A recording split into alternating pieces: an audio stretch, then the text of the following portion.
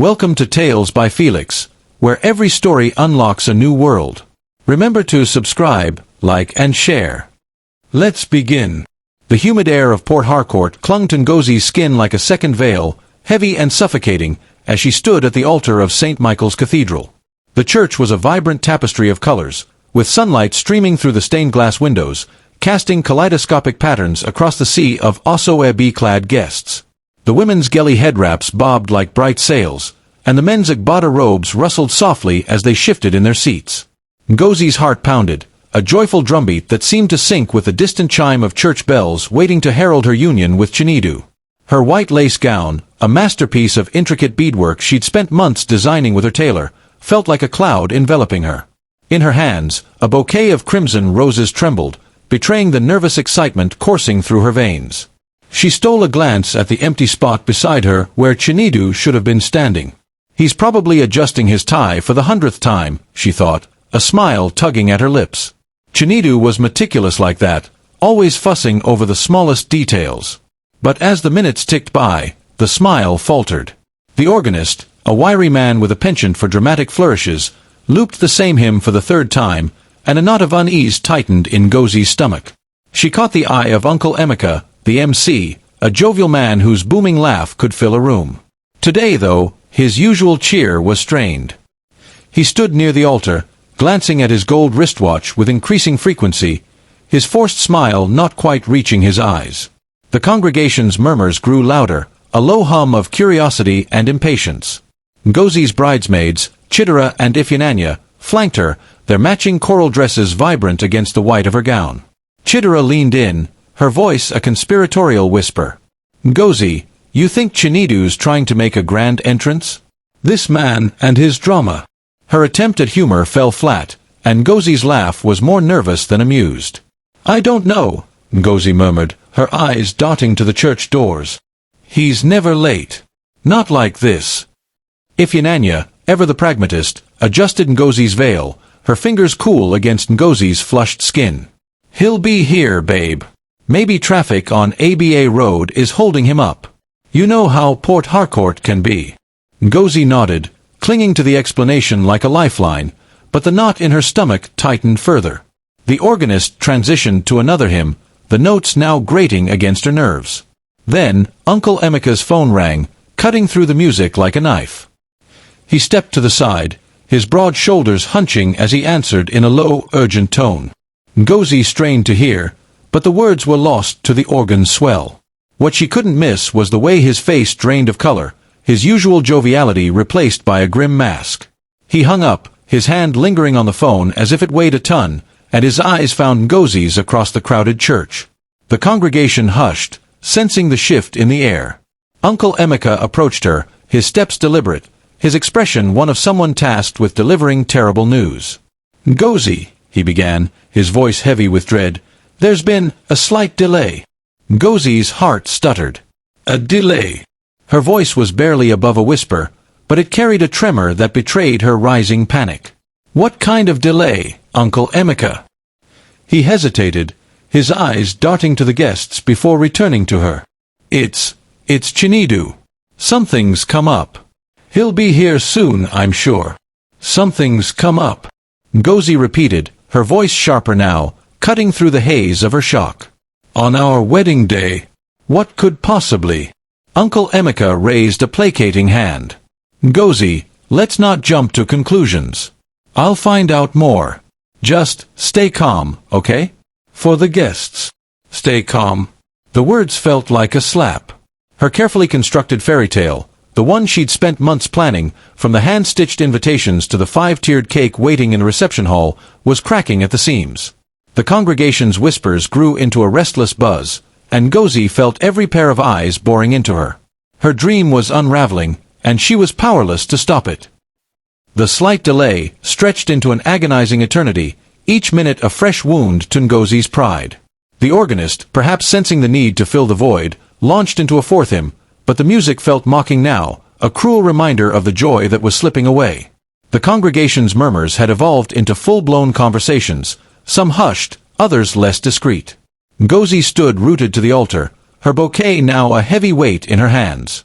Chidera and Ifeananya hovered close, their faces a study in forced optimism.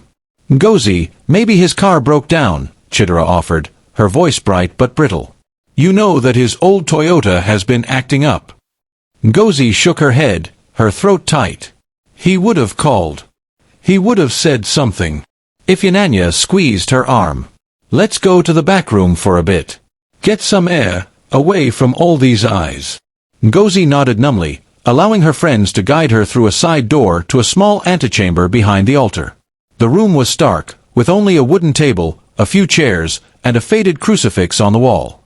The air was cooler here, but it did little to ease the heat of her growing dread. She sank into a chair, her gown pooling around her like a deflated dream. Chidera knelt beside her, her eyes fierce with loyalty. Ngozi, whatever's going on, we're here. Okay. You're not alone in this. Before Ngozi could respond, the door burst open, and Kenichi, Chinidu's younger brother, stumbled in, his face pale and etched with panic. His agbada was slightly askew, as if he'd been running. Ngozi, he gasped, his chest heaving. I need to talk to you. Ngozi's heart plummeted. Kenichi, what's going on? Where's Chinidu? He glanced at Chidera and Ifeananya, hesitating, but Ngozi's glare was unrelenting. Speak, Kenichi. No. He swallowed hard, his words tumbling out in a rush. It's Adaku. She collapsed. They think it's serious. Chinidu. He went to her. The name hit Ngozi like a physical blow. Adaku. Chinidu's ex-girlfriend, the shadow that had loomed over their relationship despite his assurances that she was just a friend now. Ngozi's vision blurred, her breath catching in her chest. Adaku, she repeated, her voice hollow. He left me here, for her? Kenichi's eyes were wide with guilt, as if he bore the weight of his brother's decision. He got a call from her sister. Said she was in the hospital, that it was bad. Chinidu, he just ran out. I tried to stop him, Ngozi, I swear. You tried. Ngozi's voice rose, sharp and brittle. Kenichi, this is our wedding day. He's supposed to be here, with me. Not running off to play hero for his ex. Ifeananya stepped forward, her voice calm but firm. Kenichi, what exactly did Chinidu say? Did he say when he'd be back? Kenichi shook his head, his shoulders slumping. He didn't say much. Just grabbed his keys and said he had to go. I don't know what's happening, Ngozi. I'm so sorry. The room spun. Ngozi pressed a hand to her chest, trying to anchor herself against the tidal wave of betrayal. Adaku. The woman she'd convinced herself was no longer a threat. The woman Chinidu had sworn was in his past. Her carefully built world crumbled further, the pieces scattering like ash. Back in the antechamber, Ngozi's mind raced, dragging up memories she'd buried deep. The late-night phone calls Chinidu would take, stepping outside with a hushed, "I'll be quick." The times he'd cut their dates short because Adaku had a crisis, a flat tire, a family issue, a vague emergency he never fully explained. Each time, he'd return with apologies and promises, his dark eyes warm with sincerity. She's just going through a lot, Ngozi, he'd say. I'm just being a friend. You're the one I love. And she'd believed him. Blinded by love, by the dream of a future with a man who'd swept her off her feet with his charm and ambition, she'd ignored the warnings. Her friends had seen it, though.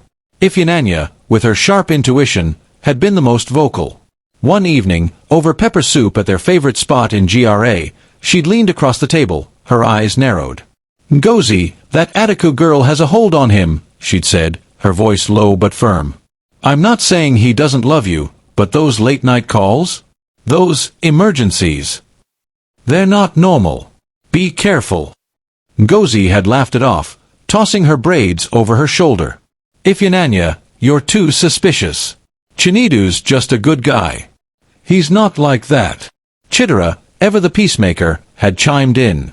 Maybe he is a good guy, but good guys can still make bad choices. Just keep your eyes open, okay? Ngozi had waved them off, her heart too full of Chinidu's promises to heed their words. Now, standing in her wedding dress, those ignored warnings returned like a bitter tide.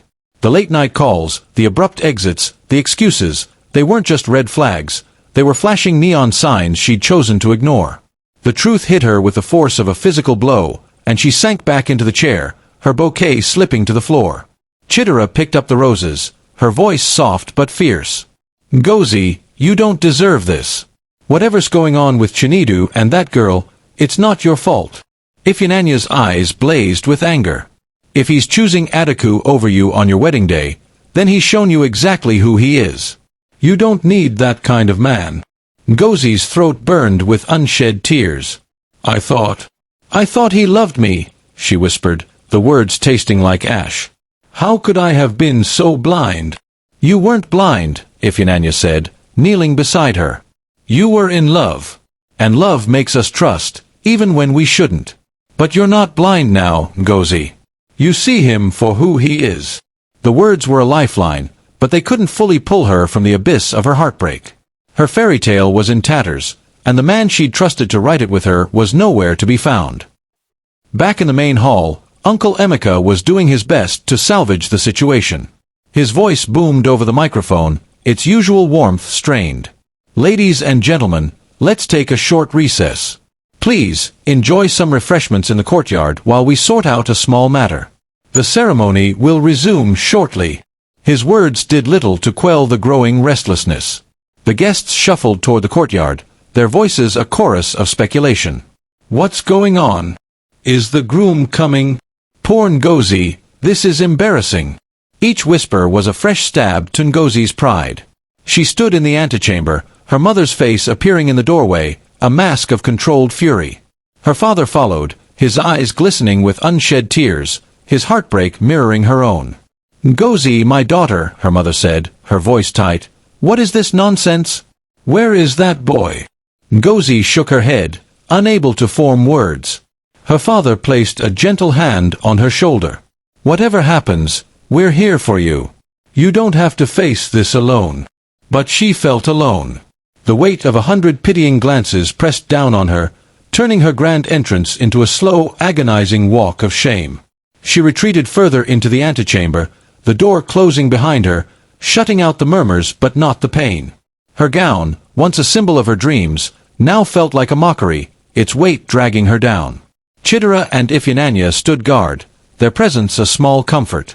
Ngozi, Chidera said, her voice fierce, you're not going to let this break you. You're stronger than this. Ngozi nodded, but the words felt distant. Her carefully planned wedding, the one she'd poured her heart and savings into, was collapsing, and she was powerless to stop it.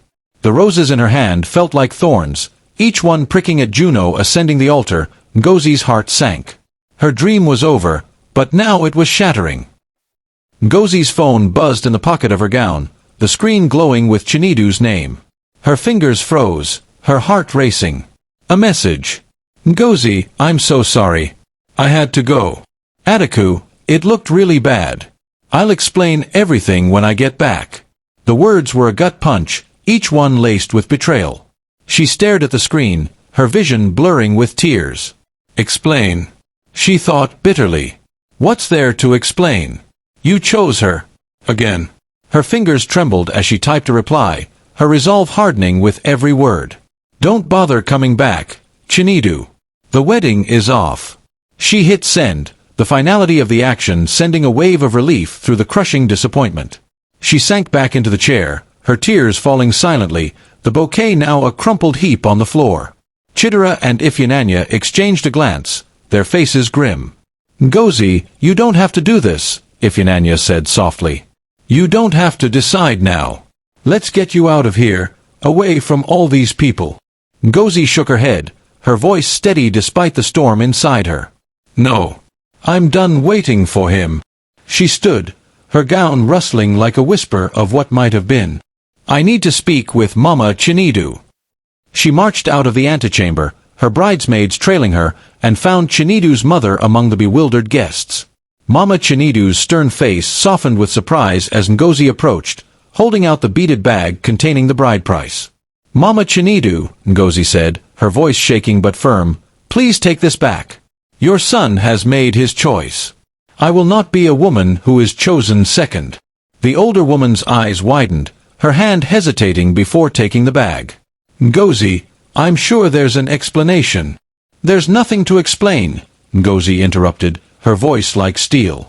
He chose her over me on our wedding day. That's all I need to know. The stunned silence that followed was deafening, more powerful than any applause could have been. Ngozi turned and walked toward the exit, her head high despite the tears streaming down her face. Her dream had shattered, but she would not let it break her. Ngozi's footsteps echoed with purpose as she strode through the church's courtyard, the beaded bag now in Mama Chinidu's trembling hands behind her. The weight of the bride price, symbolic of a union that never was, felt like a chain she'd finally cast off. The guests, still milling about with plates of puff-puff and glasses of zobo, parted like the Red Sea, their whispers trailing her like a shadow. Her white lace gown, once a beacon of hope, now swished defiantly, a flag of her resolve. Chidera and Ifeanyi flanked her, their coral dresses vibrant against the muted shock of the crowd. Ngozi, wait. Mama Chinidu's voice cracked through the air, sharp with desperation. Ngozi paused but didn't turn, her back straight, her heart pounding. This is a mistake, my daughter. Chinidu will explain. He's a good boy, he. Good boys don't leave their brides at the altar, Ngozi cut in, her voice low but laced with steel. She finally turned, her eyes locking onto Mama Chinidu's. The older woman's face, usually stern and unyielding, was etched with a mix of guilt and panic. You've always known about Adaku, haven't you? You knew she was still in his life, pulling his strings. Mama Chinidu's lips parted, but no words came. The silence was answer enough.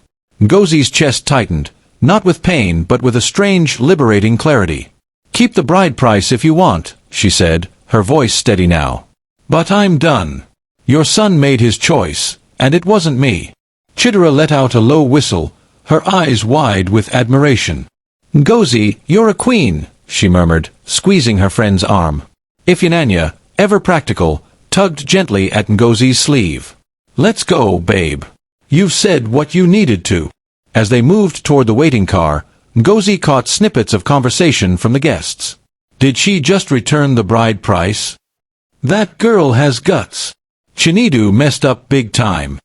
The words should have stung, but instead, they fueled her. For the first time since Uncle Emeka's dreaded announcement, Ngozi felt a spark of power amidst the heartbreak. She wasn't just the abandoned bride, she was Ngozi, the woman who refused to be second best. The car, a sleek rental decorated with white ribbons for the occasion, felt like a lifeline as Ngozi slid into the back seat. Chidera and Ifeanyi piled in beside her, their presence a shield against the world outside. The driver, a quiet man named Musa, glanced at them through the rearview mirror, his eyes soft with unspoken sympathy. "Where to, madam?" he asked. "Home," Ngozi said, her voice barely above a whisper. "Take me home." As the car pulled away from the church, Ngozi caught a glimpse of her reflection in a glass door, a woman in a wedding gown, mascara smudged, but with a fire in her eyes that hadn't been there before. The streets of Port Harcourt blurred past, the honking okadas and vibrant market stalls a stark contrast to the chaos in her heart. Chidera reached for her hand, her grip warm and steady. "You did the right thing, Ngozi. You stood up for yourself." "Did I?" Ngozi's voice trembled, the weight of her decision settling in. I loved him, Chidera. I thought he loved me too." Ifeanyi leaned forward, her eyes fierce. "He didn't deserve you, Ngozi. Not today, not ever. You're going to be okay, you hear me? We're going to make sure of it." Ngozi nodded, but the tears came anyway, silent and hot against her cheeks. She leaned her head against the window, the cool glass a small comfort. "I just want to disappear," she whispered. "I don't want to face anyone right now." "Then we'll make sure you don't," Chidera said, her voice firm. "We'll get you home, get you out of this dress, and figure out what's next. Together." The car turned onto Ngozi Street, a quiet lane lined with mango trees and modest bungalows. As they pulled up to her small flat, Ngozi's phone buzzed again, another message from Chinidu. She didn't read it, just handed the phone to Ifeanyi. "Block him," she said, her voice flat. "I don't want to hear his excuses." Ifeanyi hesitated, then nodded, her fingers flying over the screen. "Done," she said, handing the phone back. "Now, let's get you inside and get some tea in you. Or something stronger, if you prefer." Ngozi managed a weak smile, the first since the church. Tea for now. Maybe palm wine later. Inside her flat, Ngozi shed the wedding gown like a second skin, trading it for a soft wrapper and a t-shirt. The room felt too small for the enormity of her emotions, the walls closing in with memories of Chinidu, his laughter over her lumpy egusi stew, his promises whispered under the mango tree outside. Chidera and Ifeanyi bustled about, brewing tea and ordering jollof rice from a nearby buka, their chatter a deliberate attempt to fill the silence. Ngozi's phone, now unblocked but silenced, lit up with notifications. Curious, she unlocked it and froze. Her WhatsApp was flooded with messages from friends, cousins, even distant acquaintances. Ngozi, are you okay? Saw the video, so sorry. Chinidu is trash. Confused, she opened X and nearly dropped the phone.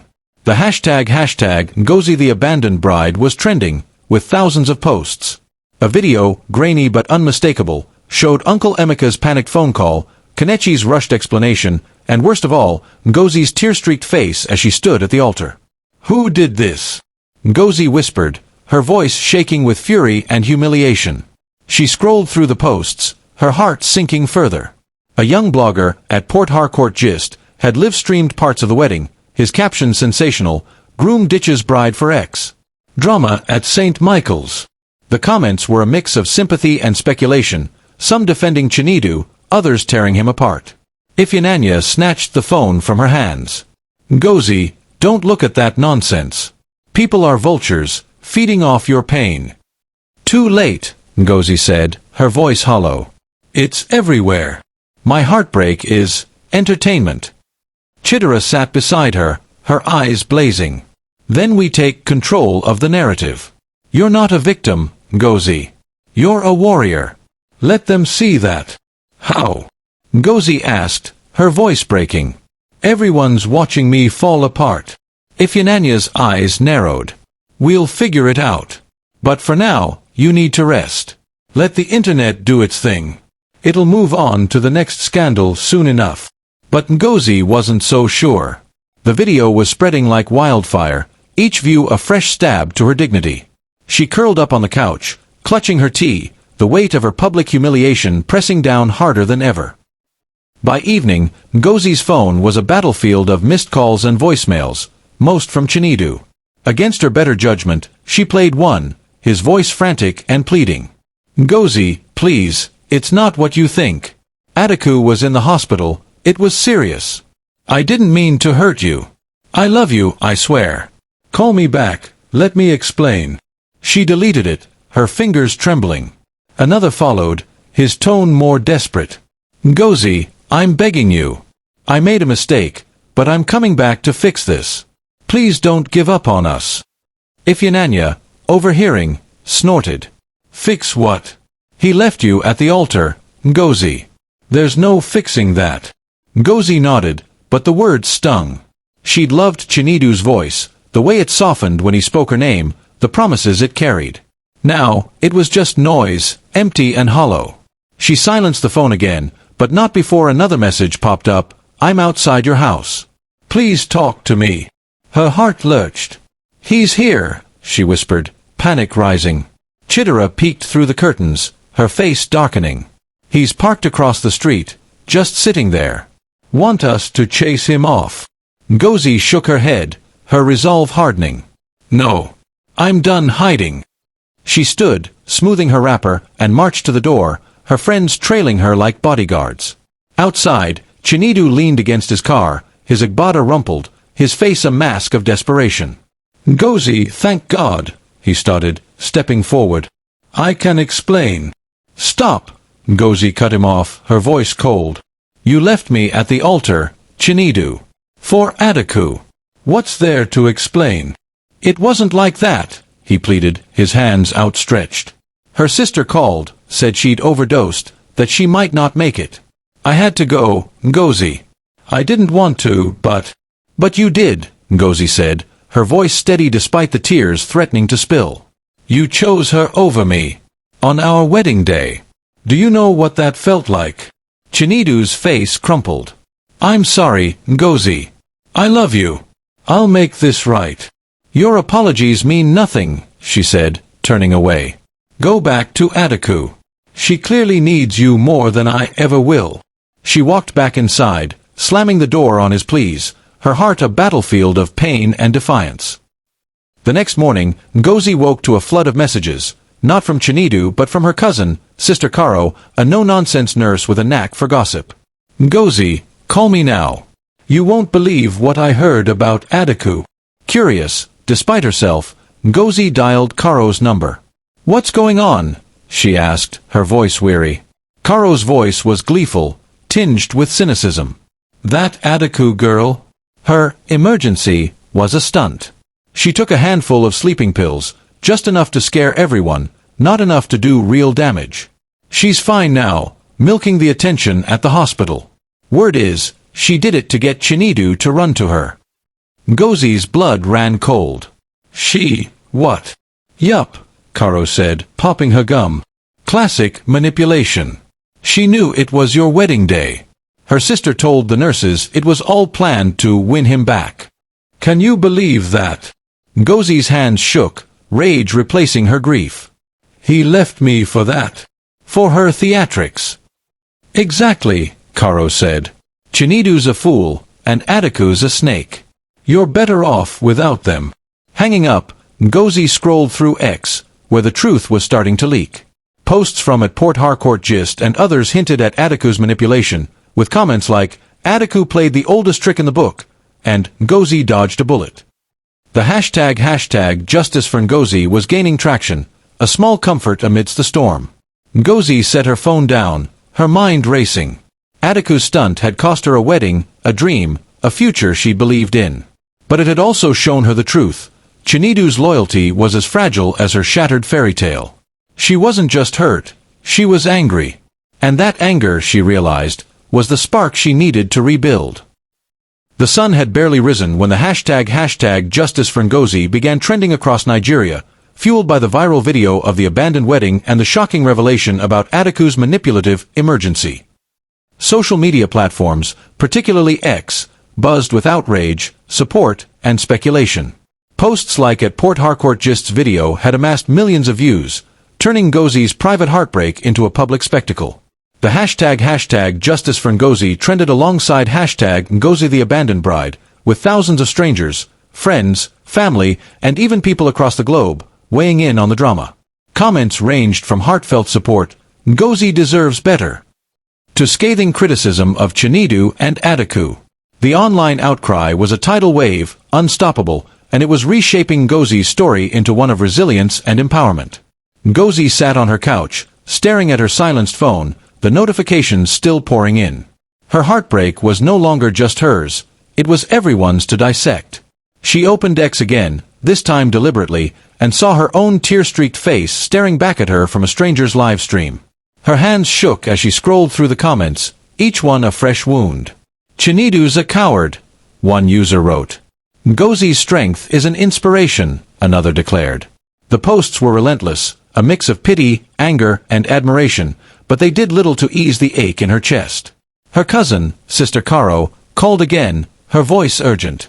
Ngozi, you need to see this. It's all over X. Adaku's emergency was a stunt. They're saying she took sleeping pills on purpose, just to get Chinidu's attention. Can you believe it? Ngozi's voice was barely above a whisper. Karo, I don't know what to say. I need to focus on me right now. I know it's hard, Karo said, her tone softening, but you're stronger than this, Ngozi. And people are seeing that. Hashtag Justice for Ngozi is trending everywhere. Ngozi managed a weak nod, her mind reeling. I just want to be alone for a bit. I can't handle all this attention. Karo sighed, placing a hand on her shoulder. You're not alone, Ngozi. You've got us, and you've got people rooting for you. Let's get you out of here, okay? Somewhere quiet. Ngozi nodded again, grateful for her cousin's support. As they left the flat, she caught another notification, a news article with a sensational headline, Groom's ex's drama steals the show at Port Harcourt wedding. She closed the app, her hands trembling. I can't believe this is my life now, she murmured. The days following the wedding were a blur for Ngozi. She threw herself into her work at the tailoring shop, stitching fabric with a ferocity that matched her inner turmoil. The orders kept coming. Wedding cancellations meant more business as clients needed last-minute alterations for other events. But the online storm showed no signs of stopping. #Justice for Ngozi had grown into a movement, with strangers sending her messages of support and admiration. A direct message from her childhood friend, Femi, stood out amidst the chaos. "Hey, Ngozi," Femi's message read, his tone calm and familiar, like a warm hug. "I heard what happened. I'm so sorry. If you need someone to talk to, I'm here. Always." Ngozi's heart skipped a beat.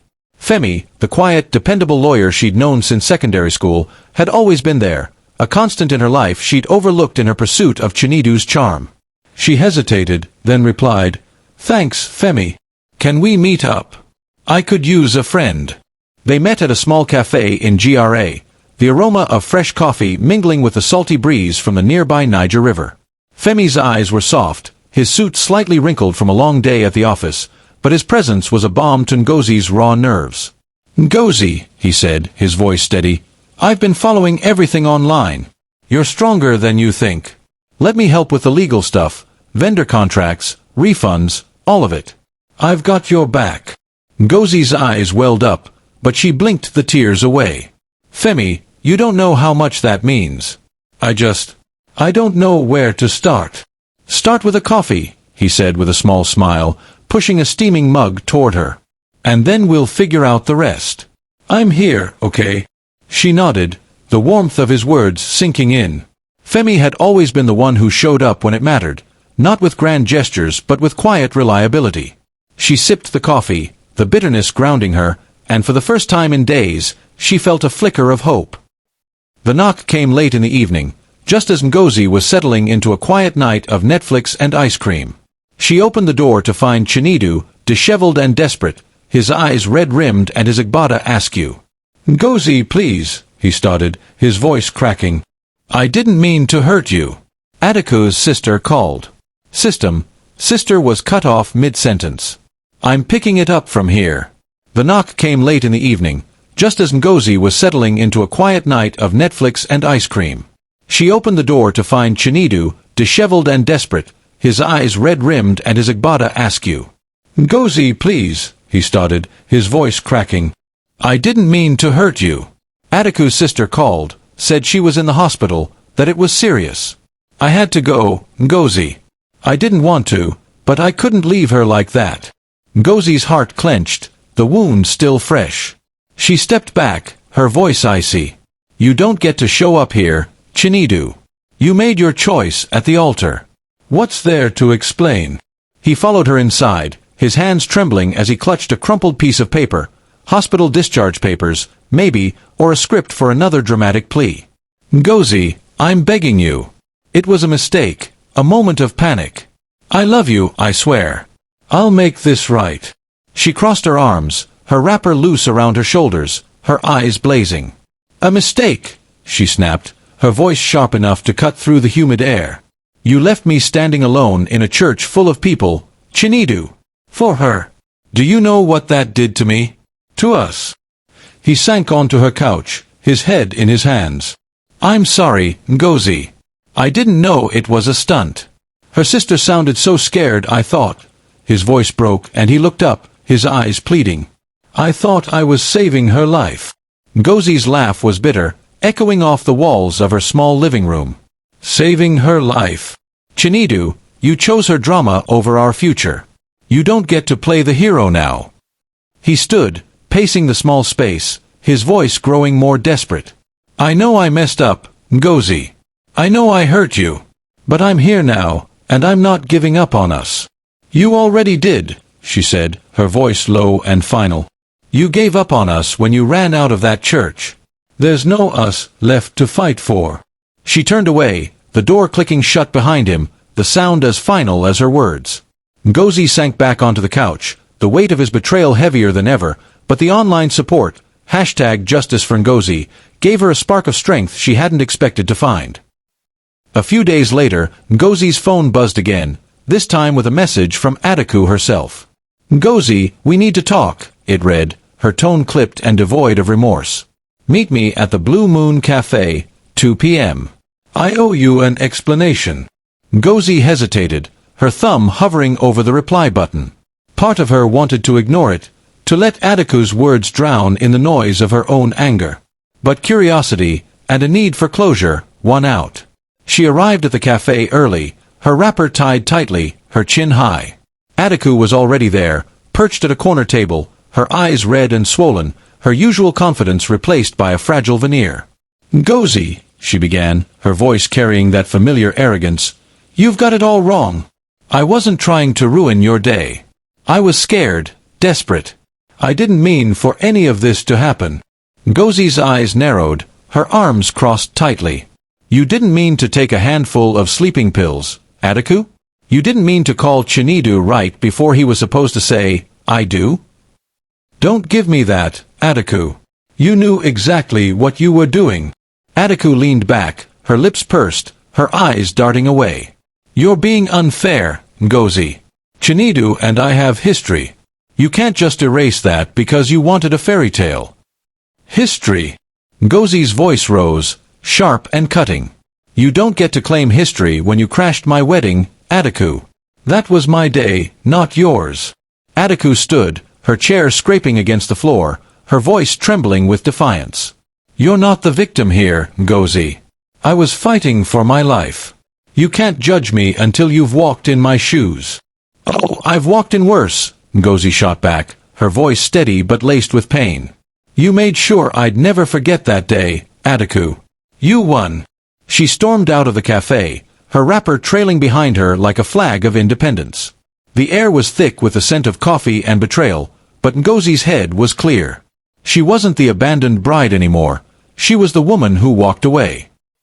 Back at her tailoring shop, Ngozi threw herself into her work, her needle moving with a precision her heart lacked.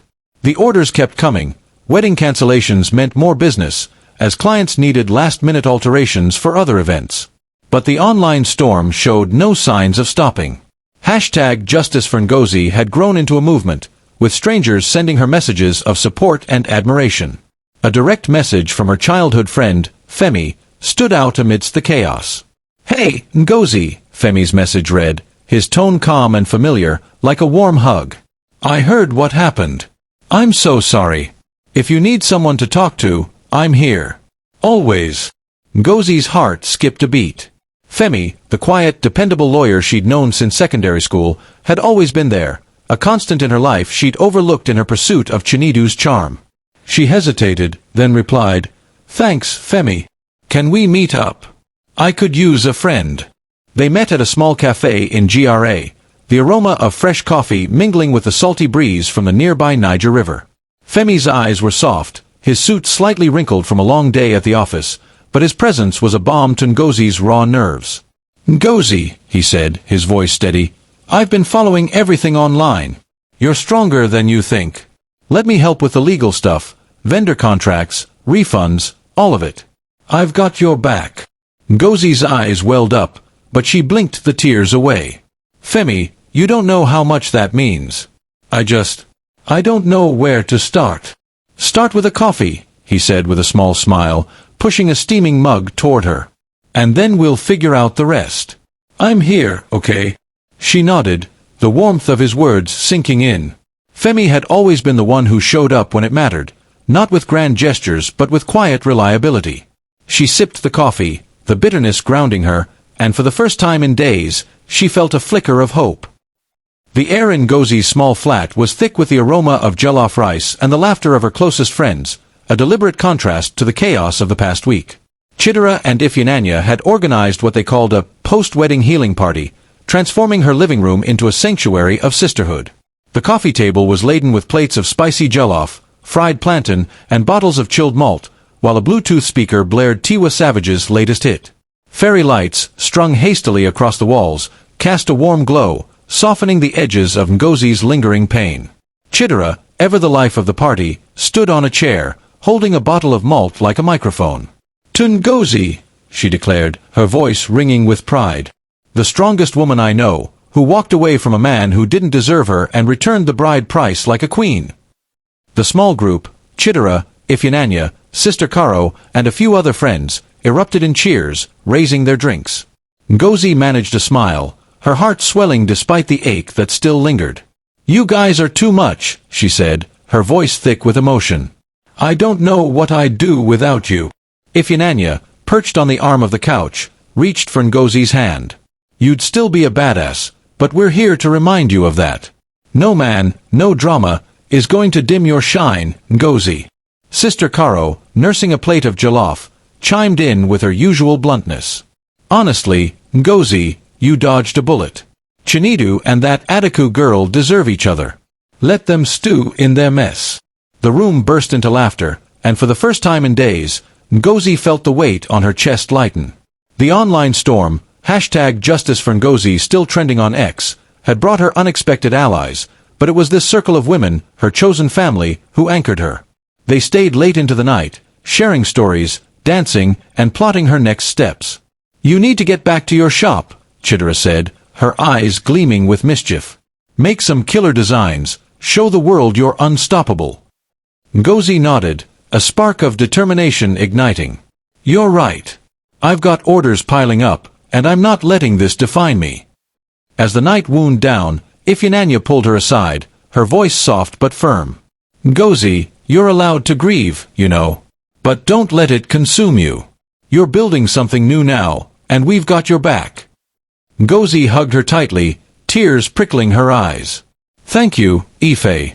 I'm ready to start again." The weeks that followed were a whirlwind of activity.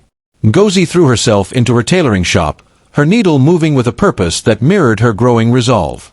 The shop, a cozy space tucked in a bustling corner of Port Harcourt, became her sanctuary.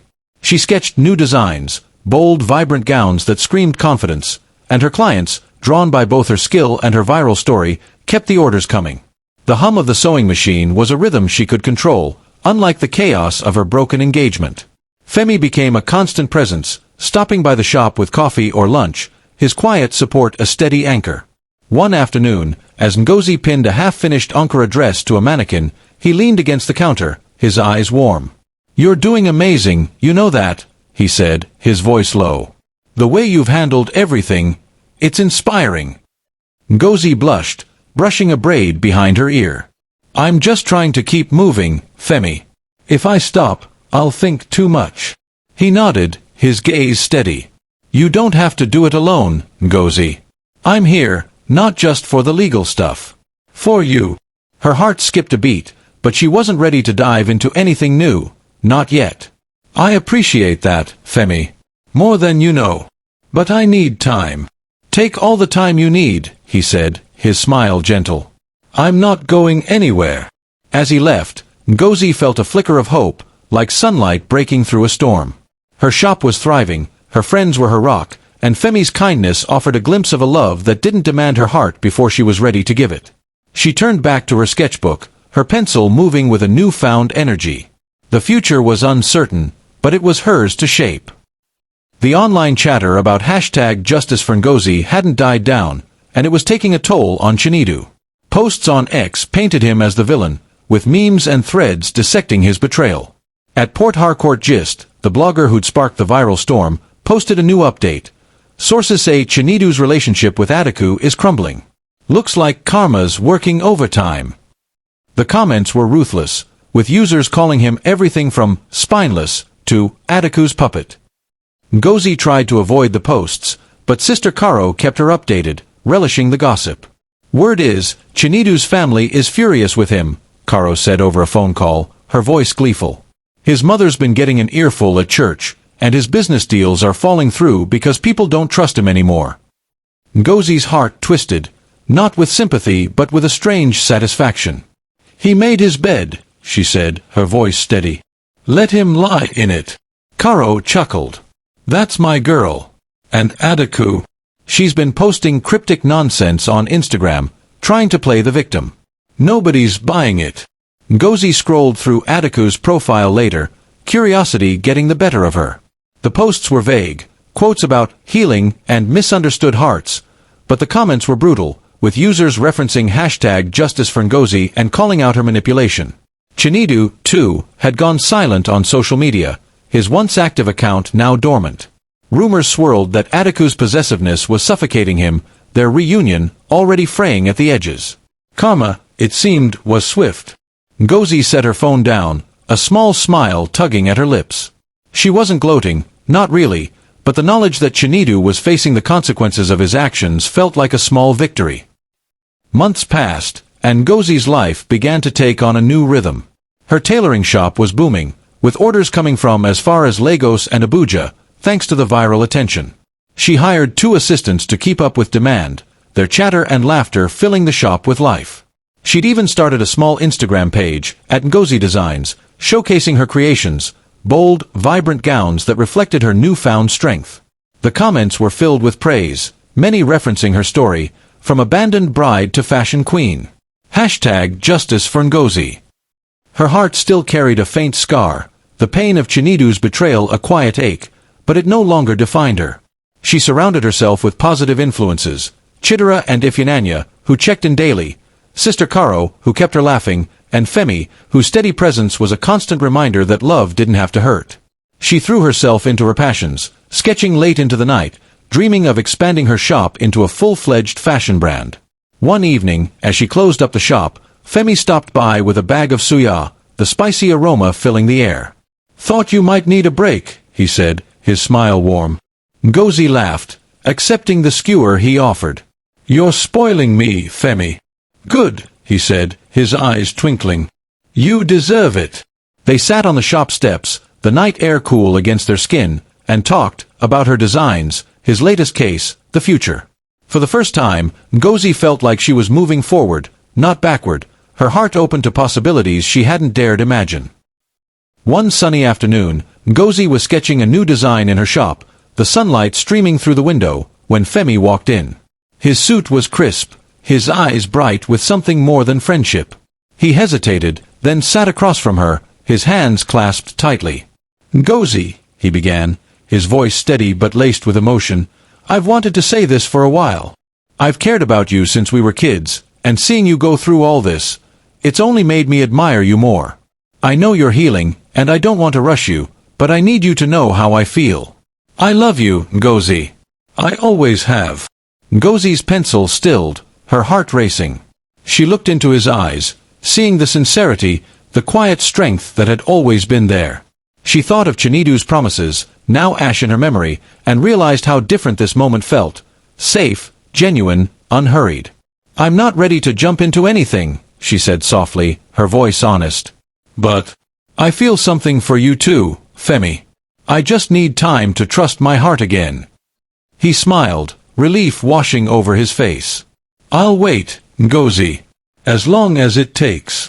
She returned to her sketch, her heart lighter than it had been in months. The viral storm of her abandoned wedding had cleared a path she hadn't expected, stripping away illusions and revealing who truly mattered. Ngozi was no longer the abandoned bride, she was the architect of her own story, holding the pen with confidence. This time, she would write her love story on her own terms, and the future, bright and uncharted, was hers to claim. The end.